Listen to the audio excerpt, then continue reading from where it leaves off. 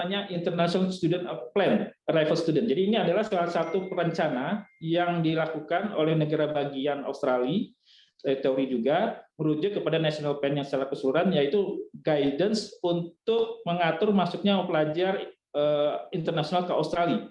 Jadi di sini Kementerian Dalam Negeri Australia telah mengeluarkan semacam guidance ataupun di website-nya terkait dengan rencana pengaturan masuknya pelajar ataupun internasional, pelajar atau mahasiswa internasional ke Australia. Ini ISAP ini dibuat oleh masing-masing negara bagian. Jadi kalau singkat yang namanya ISAP ya. Jadi ini ISAP ini dibuat oleh ISAP yang positif ya. Jadi di sini ISAP ini dibuat oleh masing-masing negara bagian, dan itu harus diajukan ke pusat dan nanti ke federal untuk mendapatkan endorsement untuk supaya dapat diimplementasikan.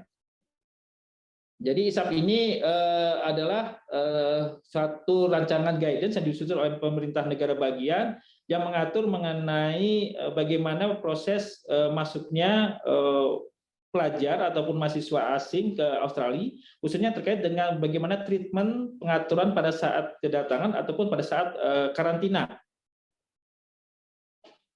Yang menarik di sini bahwa di dalam ISAP ini pelaksanaannya itu yang di lapangannya dilakukan oleh lembaga pendidikan. Jadi di sini pemerintah negara bagian akan bekerjasama dan mengidentifikasi lembaga pendidikan yang dapat berpartisipasi dalam ISAP, khususnya yang terkait dengan travel arrangement dan juga pelaksanaan karantina bagi mahasiswa.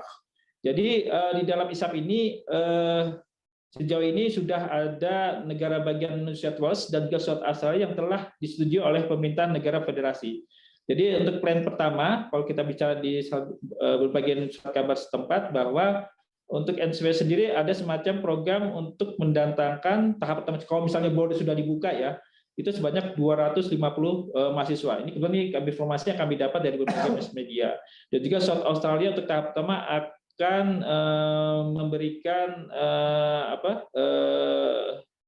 kesempatan untuk masuk ke Australia itu sebanyak 160 mahasiswa. Kalau kita bicara ISAP, mungkin next ya, di sini ada penjelasannya bahwa itu pengaturannya dilakukan oleh masing-masing lembaga pendidikan, dalam hal ini otoritas pendidikan setempat. Jadi nanti negara bagian akan bekerjasama dengan lembaga pendidikan setempat untuk menominasikan mahasiswa yang masuk di dalam program ISAP ini. Dan ini tentunya jumlahnya sangat terbatas. Bagaimana kriterianya? Kalau kita baca di websitenya Home Affairs, bahwa mereka itu yang memiliki student visa yang valid 500, yaitu subclass 500. Dan juga pengajuan yang menarik di sini adalah pengajuan travel exemption-nya hanya dilakukan oleh permintaan negara bagian berdasarkan rekomendasi dari pihak lembaga pendidikan. Sama perlakuannya juga bahwa di dalam program ini akan dilakukan karantina selama 14 hari dan juga melakukan tes COVID. Jadi di sini ya mungkin ini informasi masih terbatas, karena kami di sini hanya sharing informasi aja, karena memang kami KBRI belum dapat secara resmi mengenai informasi terkait dengan program ISAP ini. Ini hanya sekedar informasi kepada teman-teman bahwa saat ini negara bagian sudah mulai mempersiapkan untuk pelaksanaan menerima mahasiswa asing dari luar melalui program International Student Arrival Plan ini. Mungkin nanti kalau kita lihat dari nature dari program ini adalah lebih banyak kepada koordinasi antara negara bagian dengan lembaga pendidikan. Di sini mahasiswa akan dinominasikan oleh lembaga pendidikannya masing-masing. Lalu kapan nih kalau misalnya terkait dengan pelaksanaan restriction itu dicabut? Tadi kalau nggak salah ada pertanyaan juga dari Bu Lia. Jadi boleh dikatakan kalau kita bicara statement dari pimpinan Australia sendiri bahwa Prime Minister sendiri menyatakan bahwa restriction akan dicabut kalau misalnya jumlah vaksinasi sudah mencapai 80%. Jadi mudah-mudahan kalau kita bicara 80% itu ada beberapa mass media ataupun beberapa lembaga itu diperkirakan sekitar bulan Desember. Itu target 80% itu akan tercapai. Sementara Menteri Pendidikan Australia Alan Tudge menyatakan bahwa kemungkinan kalau vaksinasi sudah mencapai 70-80%, mereka akan mengizinkan mahasiswanya asing untuk masuk ke Australia. Bahkan mungkin sekitar Christmas disampaikan. Jadi ya mudah-mudahan angka kasus di Australia semakin mengecil, sementara vaksinasi akan semakin meningkat. Mudah-mudahan nanti Australia akan membuka bagi kunjungan traveler asing, termasuk di sini adalah mahasiswa. Kami mencoba untuk memberikan semacam sharing aja info bahwa yang pertama adalah terkait dengan kalau misalnya border sudah dibuka, teman-teman akan terus melakukan monitoring dan juga koordinasi dengan lembaga pendidikan masing-masing terkait dengan program ISAP ini. Karena saya kurang tahu apakah sejauh ini sudah ada semacam sosialisasi ataupun informasi dari lembaga pendidikan terkait dengan adanya program ISAP ini. Karena memang ini pengaturan semuanya yang dilakukan oleh lembaga pendidikan bekerjasama dengan negara bagian. Kemudian juga melakukan pemeriksaan validitas visa, karena memang di sini salah satu syarat untuk masuk ke sini adalah jangan sampai visa kita pas mau masuk itu sudah habis. Jadi mungkin di sini perlu kiranya Bapak dan Ibu untuk memperhatikan validitas dari visa ya. Yang menarik di sini dari pihak Home Affairs Australia bahwa menghimbau di dalam program nanti ISAP ini agar menyiapkan dana yang khusus.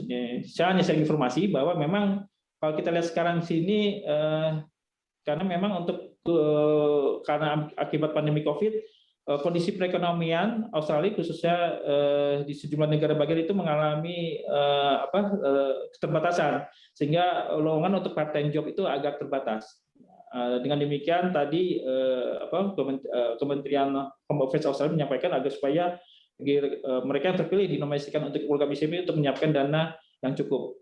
Yang terpenting di sini adalah melaksanakan vaksinasi secara lengkap, karena kalau nggak salah sekarang ini Australia sedang menyiapkan yang namanya vaksin paspor. Jadi mereka nggak hanya orang asing, tapi orang Australia yang datang ke sini juga dihimbau agar supaya sudah melakukan vaksin lengkap. Jadi tidak tertutup kemungkinan Bapak dan Ibu kalau misalnya akan datang ke Australia dan sudah dibuka, vaksin yang lengkap itu akan menjadi syarat utama untuk masuk ke Australia. Oke, next. Mungkin yang terakhir di sini dapat kami sampaikan bahwa kami KBRI terus memantau, karena memang arahan pimpinan kami untuk memastikan agar supaya teman-teman mahasiswa khususnya yang berada di Indonesia dapat segera kembali ke Australia untuk studi. Jadi di sini kami dalam berbagai agenda pertemuan, baik itu dengan pejabat ataupun dalam pertemuan meeting, itu selalu menanyakan kapan sih Australia membuka border khususnya untuk mahasiswa. Sebagai contoh, kami akan mengadakan pertemuan dengan bilateral dengan pimpinan Australia dalam pertemuan mengenai kerjasama konsuler. Di sini termasuk isu mengenai pelayanan dan perlindungan WNI.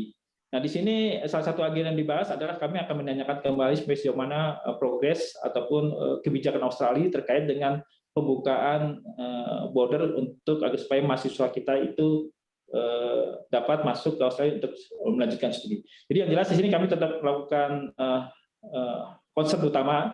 Jadi Bapak dan Ibu jangan khawatir, kita tetap mengangkat isu ini menjadi salah satu isu utama dari perwakilan terkait agar supaya teman-teman mahasiswa dapat kembali ke Australia untuk melanjutkan studi. Mungkin itu aja dari kami. Mohon maaf agak kepanjangan, Bu moderator. Terima kasih Bapak. Bu Nadia, mungkin dapat dikembangkan di dalam sesi diskusi. Selanjutnya mungkin nanti selanjutnya kami persilakan Pak Najib ya dan juga Pak Imran untuk memberikan tambahan ataupun paparan. Silakan.